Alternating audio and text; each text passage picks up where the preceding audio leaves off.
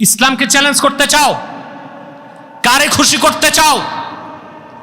ভণ্ড মহিলা, লম্পট মহিলা কোথাকার, তওবা করতে হবে, সংশোধন হতে হবে। এই মহিলাকে বলবো সে তার বক্তব্য প্রত্যাহার করে ক্ষমা চাইতে হবে। এতটুকু বললাম আজকে, বাকিটা দেখব ইনশাআল্লাহ।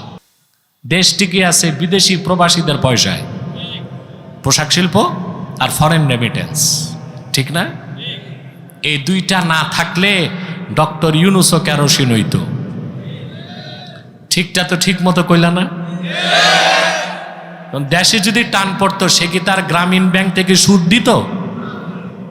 সে সুদ দেয় কম, নেয় বেশি। এটা ক্ষুদ্র ঋণ, মাইক্রো ক্রেডিট। যাক, আপনারা তাকে ইমাম বানাইছেন, মুরিদ হইছেন, ভালো করছেন। এখন ভালোয় ভালোয় একটা সুন্দর দেশ উপহার দেখে এটাই চাই আমরা। কি বলে? বাংলাদেশ নামক স্টেটটা চালায় মাত্র ৩,০০০ মানুষ। কত? এই হিসাবটা বুঝেন নাই? এমপি ৩০০ এমপি, মন্ত্রী, সচিব, উপসচিব, ডিসি, এসপি, টিএনও, ইউএনও, সব নিয়ে হয় কত? তা 18 কোটি মানুষকে চালায় এই ৩,০০০ লোক। এই রাষ্ট্র পরিচালনায় যে ৩,০০০ লোক যাচ্ছে, এদেরকে কোরআন সুন্নাহ শিক্ষায় মুত্তাকি বানান, তাকওয়াবান বানান, চরিত্রবান বানান, আল্লাহ ভীরু বানান। সারা দেশ থেকে লম্পট, চুরি আর সহিংসতা দূর হয়ে যাবে। এখানে সংস্কার করেন, এখানে সংস্কার নাই, শিক্ষা ব্যবস্থার সংস্কার নাই। আজকে 50 বছর যাবত আলেমরা বলতেছে শিক্ষাটাকে ইসলামাইজেশনের মাধ্যমে একটা ইসলামী শিক্ষা করা হোক। তাদের ওল্ড টেস্টামেন্ট ধর্মগ্রন্থের একটা পার্ট অফ পার্সেল, তালমুদ পাঠ বাধ্যতামূলক করা হয়েছে। অর্থাৎ যারাই গ্রাজুয়েটেড হবে তাদেরকে বিজ্ঞানী হোক, ডাক্তার হোক, ম্যাজিস্ট্রেট হোক, তালমুদ পড়তেই হবে।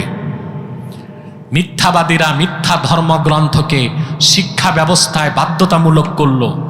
আর আমরা কিনা 14 কোটি মুসলমানের বাংলাদেশে প্রাইমারি থেকে বিশ্ববিদ্যালয় পর্যন্ত কোরআন ও হাদিসের শিক্ষাকে বাধ্যতামূলক করতে পারি নাই। মূলেই তো সমস্যা। তো সংস্কার দিয়ে কি হবে? মূল ঠিক করতে হবে। ব্যক্তি ঠিক, পরিবার ঠিক, পরিবার ঠিক, সমাজ ঠিক, সমাজ ঠিক, রাষ্ট্র ঠিক। একটা রাষ্ট্র হতে 4টা জিনিস লাগে। কয়টা? কথা বলেন। প্রথম হচ্ছে টেরিটরি, ভূখণ্ড। 2 নাম্বার হচ্ছে পপুলেশন, জনগণ। 3 নাম্বার হচ্ছে সবরেন্টি, সার্বভৌমত্ব। 4 নাম্বার হচ্ছে গভর্নমেন্ট। এই 4টা জিনিস থাকলে ওটার নাম কি? রাষ্ট্র। তো মূল কি? জনগণ। মূল কি? জনগণ ঠিক করেন। তাকওয়া ভিত্তিক শিক্ষার মাধ্যমে মানুষকে পরহেজগার বানান। এই মানুষগুলো রাষ্ট্রের দায়িত্ব পাওয়ার পর আল্লাহর ভয়তে চুরি করবে না, দুর্নীতি করবে না, দেশের টাকা বিদেশ পাচার করবে না। ঠিক কিনা বলেন? কুনু মাস সাদিকিন, সত্যবাদীদেরকে যখন আগায় দিবেন, তখন সত্যবাদীরা সত্যের বাইরে যে কোনো কাজ করবে না। যে দেশের রাজনীতিতে 2টা জিনিস নাই, ট্রাস্ট অ্যান্ড ট্রান্সপারেন্সি, আস্থা আর সততা, এই 2টা জিনিস থাকবে না, ওই দেশের রাজনীতিতে মানুষ মঙ্গল খুঁজে পাবে না, একজন একজনের কল্যাণ নিবে। যখন রাজনীতিতে মূল হবে ট্রাস্ট এবং ট্রান্সপারেন্সি, বিশ্বাস, সততা, সেটা কি তাকওয়া ছাড়া সম্ভব? তা আল্লাহর নির্দেশ, ওয়া কুনু মাস সাদিকিন, সত্যবাদীদের সঙ্গী হও। আমরা আল্লাহকে ভয় করব আর সত্যবাদীদের সঙ্গী হব। পারবো তো ইনশাআল্লাহ। আউযু বিল্লাহি মিনাশ শাইতানির রাজীম। বিসমিল্লাহির রাহমানির রহিম। আল্লাযীনা ইয়াকুলুনা রাব্বানা ইন্নানা আমান্না ফাগফির লানা যুনুবানা ওয়া কিনা আযাবান নার। الصابرين والصادقين والقانتين والمنفقين والمستغفرين بالأسحار আল্লাহ তাআলা বলেন আল্লাযীনা ইয়াকুলুনা রাব্বানা ইন্নানা আমান্না, হে আমাদের রব আমরা ঈমান এনেছি, যেহেতু ঈমান এনেছি আমাদের গুনাহগুলো মাফ করে দাও। ওয়াকিনা আযাবান নার, এবং জাহান্নামের আগুন থেকে আমাদেরকে বাঁচাও।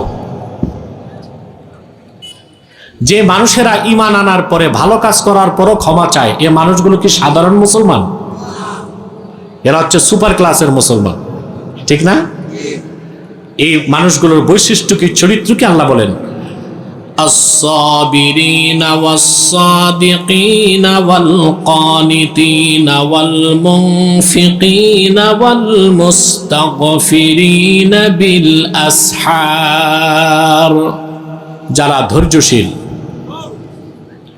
সত্যবাদী, প্রচন্ড বিনয়ী, দিনের পথে খরচ করে আর শেষ সাথে আল্লাহর কাছে আত্মসমর্পণ করে ক্ষমা প্রার্থনা করে।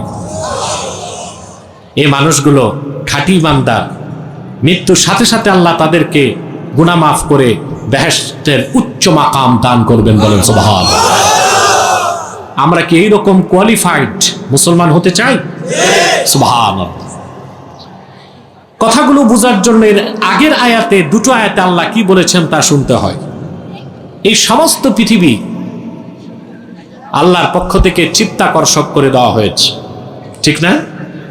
আল্লাহ তাআলা পৃথিবীতে বসবাসের জন্য কিছু এলিমেন্টস, কিছু উপাদান রাখছেন, যেগুলো থাকার কারণে মানুষ চাকরি করে, ব্যবসা করে, কৃষিকাজ করে, রাজনীতি করে, অর্থনীতি, সমাজনীতি, রাষ্ট্রনীতি, সংস্কৃতি এগুলো করে, ঘর সংসার করে। কিছু জিনিস আল্লাহ রাখছেন, এগুলোর প্রতি মানুষের টান সৃষ্টি করে দিচ্ছেন না? আল্লাহ পাক বলেন ওই জিনিসগুলো কি?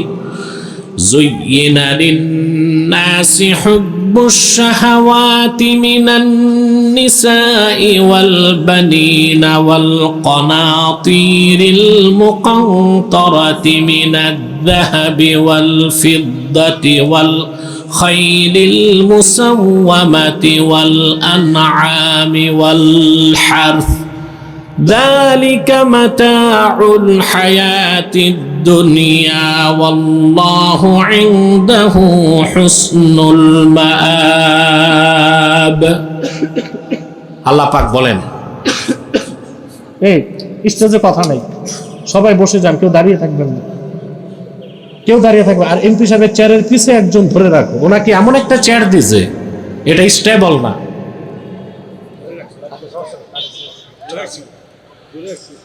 আর যদি কাঠের চেয়ার থাকে এটা দেওয়া যায়, শক্ত হল।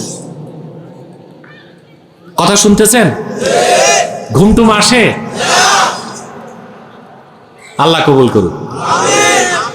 আল্লাহ পাক বলেন যুগিনা লিন-নাসি হুব্বুশ শাহাওয়াত মিনান নিসাই ওয়াল বানিন, মানুষের জন্য সুশোভিত করা হয়েছে নারীর প্রতি আকর্ষণ, সন্তানদের প্রতি আকর্ষণ, ওয়াল কানাতিরিল মুকান্তারাতি মিনাজ যাহাবি ওয়াল ফিদ্দা, এবং কারি কারি সোনা রূপার প্রতি।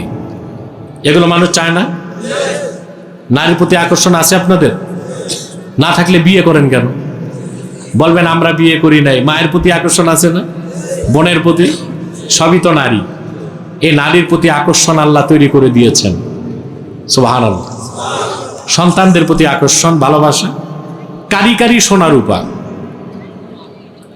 1 লক্ষ স্বর্ণ মুদ্রাকে আরবিতে বলা হয় কেন্তার, এর বহুবচন কানাতির। রাসূলুল্লাহ সাল্লাল্লাহু আলাইহি ওয়াসাল্লামের নূরের জামানায় 1500 বছর আগে, আইয়ামে জাহিলিয়াতের সময়ও 100 এমন ধনী ছিল আরবে, যাদের প্রত্যেকের কাছে 1 লক্ষ করে স্বর্ণ মুদ্রা ছিল। এত ধন সম্পদের মালিকও তখন ছিল। এই স্ত্রীর প্রতি টান, সন্তানদের প্রতি ভালোবাসা, সোনা রূপার প্রতি আকর্ষণ, নির্বাচিত ঘোড়া, গবাদি পশু আর কৃষি, এই সব কিছুকে আল্লাহ মানুষের জন্য সুশোভিত করেছেন। চিত্তাকর্ষণীয় করেছেন। এগুলো আছে বলে মানুষ বিয়ে করে, সংসার করে, রাজনীতি করে, অর্থনীতি দেখে, সমাজনীতি করে, রাষ্ট্রনীতি করে, পররাষ্ট্রনীতি করে, এর বাইরে না। সুবহানাল্লাহ বলবেন। আল্লাহ যা বললেন ১৫০০ বছর আগে, আজ পর্যন্ত এর বাইরে মানুষের যাওয়া সম্ভব হয়নি। সারা পৃথিবীর লেনদেন স্বর্ণের উপর। কিসের উপর? কাফের মুশরিকরা কি স্বর্ণকে মূল কারেন্সি থেকে বাদ দিতে পারছে? কথা বলেন। ডলার, এটা তো কাগজ, এটা কি? স্বর্ণের দাম বাড়ছে না বাংলাদেশে? কেন বেড়েছে? আমেরিকার বিপক্ষে যে পৃথিবীতে একটা জোট আছে, রাশিয়া এবং চায়না, নেতৃত্বে সৌদি আরব, পর্দার আড়ালে চায়না এবং রাশিয়া একটা প্রজেক্ট হাতে নিয়েছে। একে অর্থনীতির ভাষায় বলা হয় ডি-ডলারাইজেশন, অর্থাৎ স্বর্ণ মজুত করে ডলারকে ডাউন করে দাও। এই কাজ করতে যে চায়না ২৩০০ টন স্বর্ণ জমা করছে। ২০৩০ সাল নাগাদ তার টার্গেট হচ্ছে ৫০০০ টন স্বর্ণ জমা করবে। যার স্বর্ণ বেশি থাকবে সেই পৃথিবীর নেতৃত্ব দিবে। ডলারের দিন ফুরিয়ে আসতেছে, আমরাও এটা চাই। কারণ ইসলাম ও মুসলমানের সবচেয়ে বড় শত্রু পৃথিবীতে আমেরিকা, আর আমেরিকার অক্সিজেন হচ্ছে তার ডলার। অক্সিজেন কি? যদি সবগুলো মুসলিম, ৫৭টা মুসলিম রাষ্ট্র যদি একটা নীতি নেয়, ডি-ডলারাইজেশন, আমরা স্বর্ণ দিয়া লেনদেন করব, তাহলে আমেরিকা ১ ঘন্টা পরাশক্তি থাকবে না, ভিক্ষার ঝুলি নিয়ে নামতে বাধ্য হবে। এ মাইক কি ফ্রি সার্ভিস? এটা ফ্রি সার্ভিস? তো মাইকের এই অবস্থা কেন?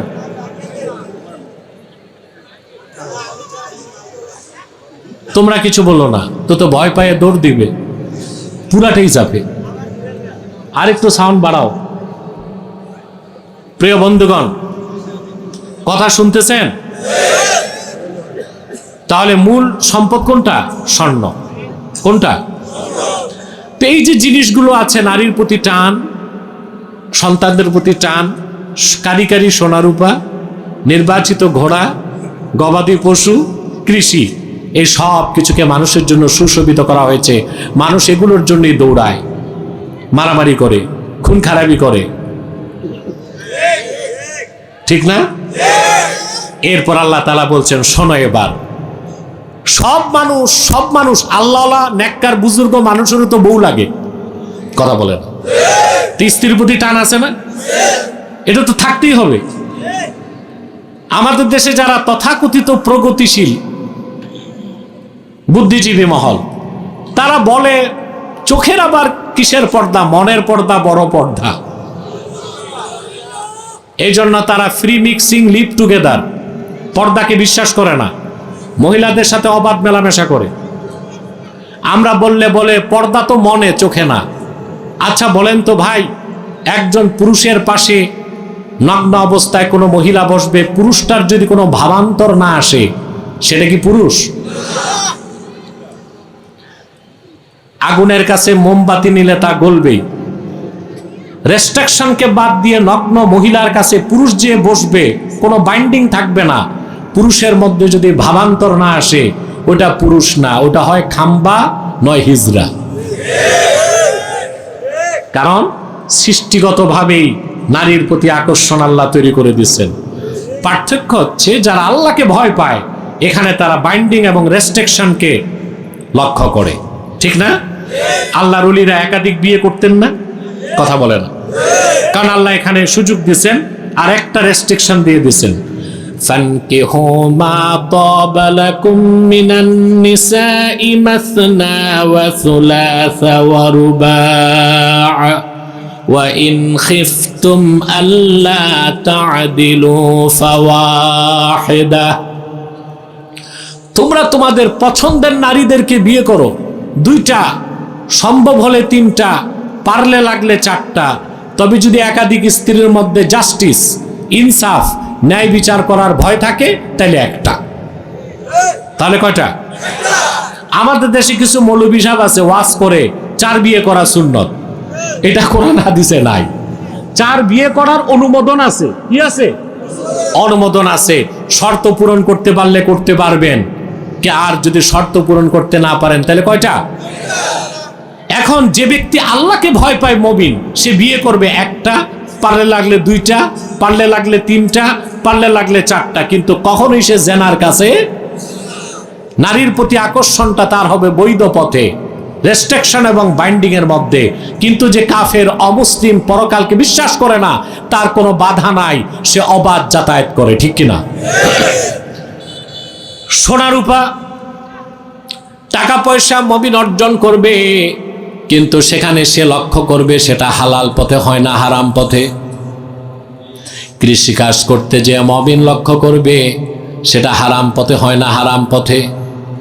সেজন্য আল্লাহ তাআলা মানব জাতির মধ্যে যারা শ্রেষ্ঠ মুমিন মুসলমান উম্মতে মুহাম্মাদি, তাদের পরিচয়টা তুলে ধরেছেন। পরের আয়াতে আল্লাহ বলেন, কুল আউনাব্বিউকুম বিখাইরিম মিন যালিকুম লিল্লাযীনা তাকাউ ইনদা রাব্বিহিম জান্নাতুন তাজরি মিন তাহতিহাল আনহারু খালিদিনা ফিহা ওয়া আজওয়াজুম মুতাহহারাতুন ওয়া রিদওয়ানুম মিনাল্লাহ ওয়াল্লাহু বাসীরুম বিল ইবাদ। আল্লাহ রাব্বুল আলামিন বলেন, প্রিয় হাবিব আমার মুহাম্মদ সাল্লাল্লাহু আলাইহি ওয়াসাল্লাম, আপনি বলুন তোমাদেরকে উপরে যে জিনিসগুলোর কথা বলা হয়েছে, নারী, সোনা, রূপা, টাকা পয়সা, বিত্ত বৈভব, সম্পদ, এসব কিছু থাকার পরও তোমাদেরকে কি আমি এর চেয়ে উত্তম বিষয়ে বলবো নাকি? তাদের জন্য যারা আল্লাহকে ভয় পায়, মুত্তাকি, খাঁটি ইমানদার, সুবহানাল্লাহ, তাদের জন্য রয়েছে আল্লাহর কাছে, যারা তাদের রবকে ভয় পায় তাদের জন্য আল্লাহর কাছে রয়েছে অসংখ্য জান্নাত, যেই জান্নাতের নিচ দিয়ে স্বচ্ছ পানির নহর প্রবাহিত। আর তাদের জন্য রয়েছে জান্নাতে অসংখ্য পবিত্র স্ত্রী, সুবহানাল্লাহ বলেন, ওয়া রিদওয়ানুম মিনাল্লাহ, আর আল্লাহর পক্ষ থেকে তাদের জন্য রয়েছে পূর্ণ সন্তুষ্টি, বলেন সুবহানাল্লাহ। কাদের জন্যে? যারা সংসার করবে, ব্যবসা করবে, চাকরি করবে, বিয়ে করবে, রাজনীতি করবে, লেনদেন করবে, ব্যবসা বাণিজ্য করবে, বিত্ত বৈভব জমাবে, সব করবে, কিন্তু তাকওয়ার পথে, হারামের ধারে কাছেও যাবে না। রেস্ট্রিকশন এবং বাইন্ডিংকে লক্ষ্য রেখে সে চলবে। ওই সব মুত্তাকিদের জন্য আল্লাহর কাছে রয়েছে অসংখ্য জান্নাত। আপনারা ঘুমাচ্ছেন, আমি দেখব কে কে ঘুমাচ্ছেন, হাত উঠান।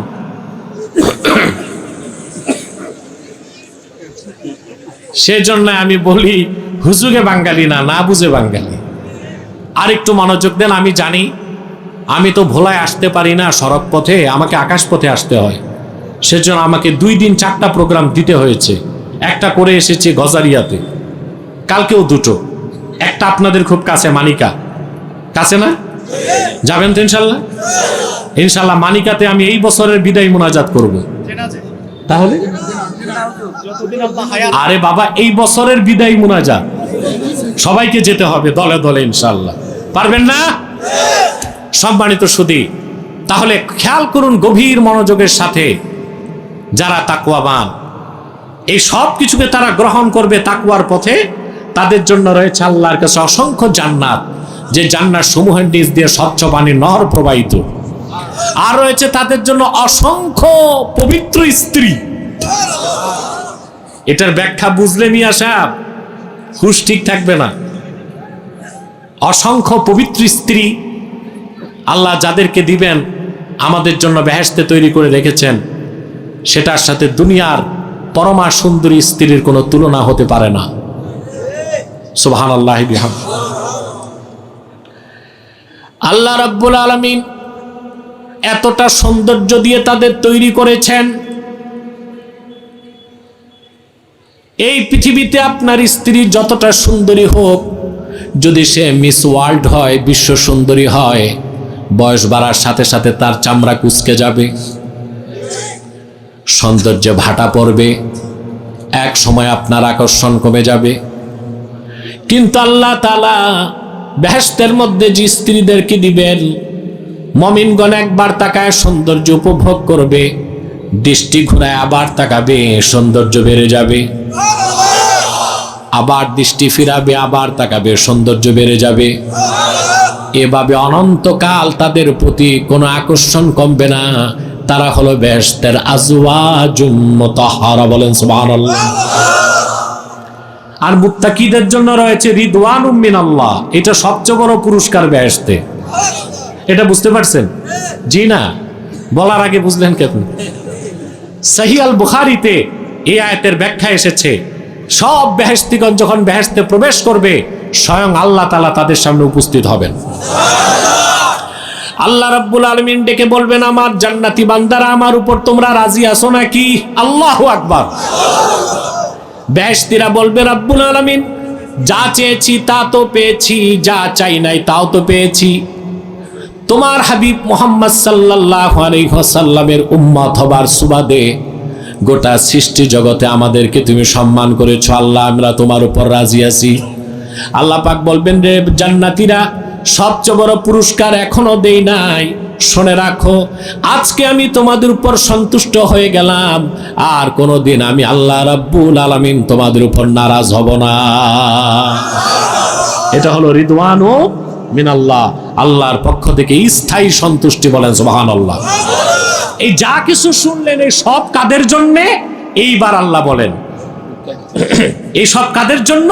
তাদের আল্লাহ তাআলা ব্যাখ্যা করেন, আল্লাযীনা ইয়াকুলুনা রাব্বানা ইন্নানা আমান্না ফাগফির লানা যুনুবানা ওয়া কিনা আযাবান নার। এসব হচ্ছে ওইসব টপ ক্লাসের মুমিন মুসলমান মুত্তাকি, যারা ঈমান আনার পরে বারবার আল্লাহর কাছে আত্মসমর্পণ করে ক্ষমা চায়, বলেন সুবহানাল্লাহ। মনে রাখবেন, যার ঈমান যত মজবুত, আল্লাহর মারেফত যত বেশি অন্তরে, সে তত বেশি ক্ষমা চায়। আমাদের বাঙালির একটা ভুল ধারণা আছে, গুনাহ করলেই ক্ষমা চাইতে হয়, নাকি? না, যার ঈমান যত বাড়বে, আল্লাহর কাছে সে মস্তক তত নত করবে, তত বেশি ক্ষমা চাইবে, বলেন সুবহানাল্লাহ। প্রিয় ভাইরা আমার, ঈমানদার যত বেশি ক্ষমা চায়, তার মর্যাদা তত বাড়ে। সুবহানাল্লাহ বলবেন। নামাজ, রোজা, হজ, যাকাত যেমন ইবাদত, আল্লাহর কাছে ক্ষমা চাওয়া ওই সবচেয়ে বড় ইবাদত। যারা আল্লাহর কাছে অপরাধ হলেও ক্ষমা চায়, অপরাধ না হলেও ক্ষমা চায়, তারা আল্লাহর প্রিয় সেই সব বান্দা যিনি হযরত আদমের উত্তরসূরি। আর যারা ভুল করার পর ক্ষমা চায় না, তারা ইবলিসের উত্তরসূরি। কাদের উত্তরসূরি? ইবলিসের উত্তরসূরি। আদম আলাইহিস সালাম কিন্তু একটাই ভুল করছিলেন। কয়টা? ইবলিসও ভুল করছে কয়টা? একটা। একজন হয়ে গেলেন নবী, আরেকজন হয়ে গেল ওয়াজিবুল লানা, লানতের তখতা পেল, ঠিক কি না? আদম আলাইহিস সালামকে আল্লাহ কি বলছিলেন?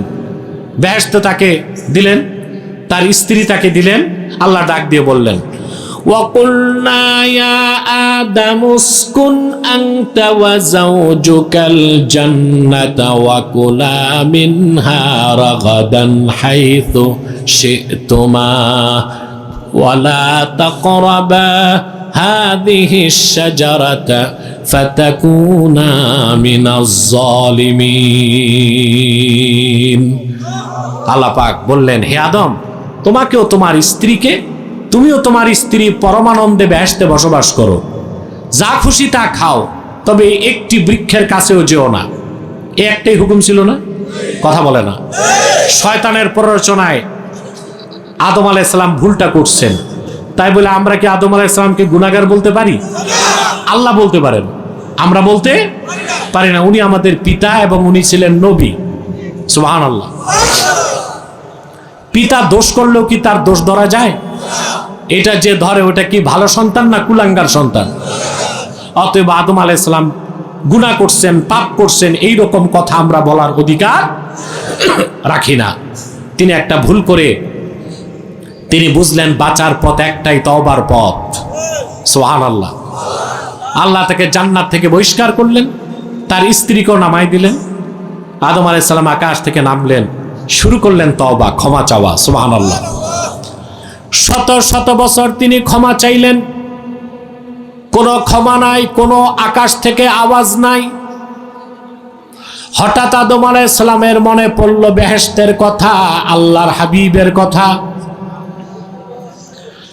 তিনি যখন জান্নাতে আল্লাহকে সেজদা করেছেন, সেজদা থেকে মাথা তুলে তিনি আল্লাহর আরশে আজিমে দেখেছেন আল্লাহর নামের সঙ্গে তার হাবিব মুহাম্মদ সাল্লাল্লাহু আলাইহি সাল্লামের নাম লেখা আছে। হাদিসটি মোজাম তাবারানিতে এসছে, 5টা সহিহ সনদে আসছে। মোজাম তাবারানিতে আসছে, আল মুস্তাদরাক আলা সহিহাইনে এসেছে, মাওয়াহিবুল লাদুনিয়াতে এসেছে, শারহে মাওয়াহিব লিল জুরকানি সেটাতে এসেছে, খাসায়েস কুবরাতে এসেছে, অসংখ্য সহিহ সনদ এসেছে। এবং আল্লামা বদরুদ্দিন আইনি উমদাতুল কারি তো হাদিসটিকে সহিহ সনদ উল্লেখ করছেন।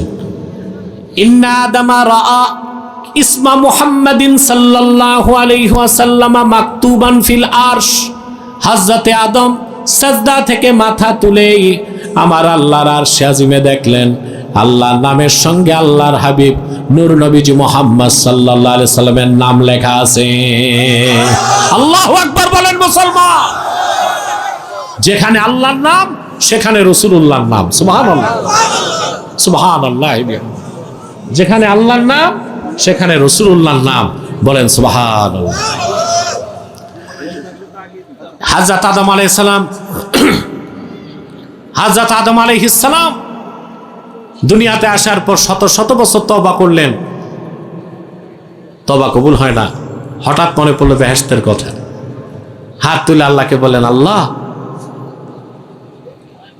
আসআলুকা বিহাক্কি নবিয়্যিকা মুহাম্মাদিন সাল্লাল্লাহু আলাইহি ওয়াসাল্লাম। আল্লাহ তওবা তো কবুল করো না, আজকে তোমার হাবিব মুহাম্মদ সাল্লাল্লাহু আলাইহি ওয়াসাল্লামের ওসিলায় ভিক্ষা চাই, আমার তওবা কবুল করো। সঙ্গে সঙ্গে আল্লাহ রাব্বুল আলামিন, শত শত বছর কোনো আওয়াজ নাই, আল্লাহ ডাক দিয়ে বললেন, কাইফা আরাফতা মুহাম্মাদা, মুহাম্মদ সাল্লাল্লাহু আলাইহি ওয়াসাল্লামকে কেমন করে চিনলে তুমি, এখনো তো দুনিয়ায় পাঠাই নাই। হযরতে আদম বললেন, আল্লাহ তাআলা জান্নাতে যখন আমি সাজদা থেকে মাথা তুলেছি আপনার আরশে আজিমে আপনার নামের সঙ্গে মুহাম্মদ সাল্লাল্লাহু আলাইহি ওয়াসাল্লামের নাম লেখা দেখেছি, আমি বুঝতে পেরেছি আপনার হাবিব আপনার কাছে সবচেয়ে প্রিয়। আল্লাহ বললেন, ঠিকই বলেছ আদম, আমার হাবিব আমার কাছে সবচেয়ে প্রিয়। যেহেতু তুমি আমার হাবিবের ওসিলা ধরেছ, আমি আল্লাহ তোমার সব গুনাহ মাফ করে দিলাম। আল্লাহ বললেন, আদম তোমার শুধু গুনাহ মাফ করলাম না, তোমাকে আমি নবী বানাই দিলাম। আদম হয়ে গেল খলিফাতুল্লাহ, আল্লাহর খলিফা। অপরদিকে ইবলিস কয়টা হুকুম ছাড়ছিল? আল্লাহ বলেছেন, উসজুদু লি আদামা ফাসাজাদু ইল্লা ইবলিস। আদমকে সাজদা করো, সবাই করছে, শুধু করে নাই ইবলিস।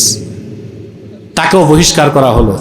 দুনিয়াতে এসে সে তওবা করল না, অহংকারের পথ বেছে নিল। সে ওয়াজিবুল লানা, তার উপর আল্লাহ লানত চলে আসলো। তাহলে এখনো যারা ভুল করলে ক্ষমা চায় তারা আদমের উত্তরসূরি, আর যারা ভুল করার পর ক্ষমা চাইতে লজ্জা পায় তারা ইবলিসের উত্তরসূরি। আমাদের দেশে অনেক রাজনৈতিক নেতা ভুল বক্তব্য দিছে, আমরা সংশোধন করেছি, অনেকে তওবা করছে। আবার অনেক লেবাসধারী মৌলবী বক্তাও ভুল বক্তব্য দিছে, দেখেন নাই? আমরা তাদের বলেছি ক্ষমা চাও, তওবা করো, তওবা করে নাই, অহংকারের কারণে। কিসের কারণে? তাদের পক্ষে আবার অনেকে সাফাই দিচ্ছে মাথা ঠিক নাই। আরে বাবা, যার মাথা ঠিক নাই সে মঞ্চে কেন? সে তো থাকবে পাগলা গারদে। কোথায় থাকবে? পাগলা গারদে থাকবে। ডাক্তারের যদি মাথা খারাপ হয় রুগী বাঁচবে? রুগী বাঁচবে? তো বক্তার যদি মাথা খারাপ হয় শ্রোতার ঈমান ঠিক থাকবে? কথা বলে না। আমি একটা ডাক্তারের ঘটনা জানি। এই ডাক্তার ফ্রান্স থেকে এফআরসিএস করছে দেশ স্বাধীনের পরে, কত বড় ডাক্তার, কিন্তু সে প্রচুর মদ পান করত। রুগী দেখার আগেও মাপ পান করত। কথা বুঝেন না? মাতাল অবস্থায় রুগী দেখতেছে, মাতাল অবস্থায় রুগীর প্রেসক্রিপশনে লিখে দিয়েছে 4 ব্যাগ সিমেন্টস, 4 বস্তা সিমেন্ট। এখন রুগী তো প্রেসক্রিপশন নিয়ে যাচ্ছে বিভিন্ন জায়গায়, ওরা বলে এই নামের ওষুধ তো শুনি নাই।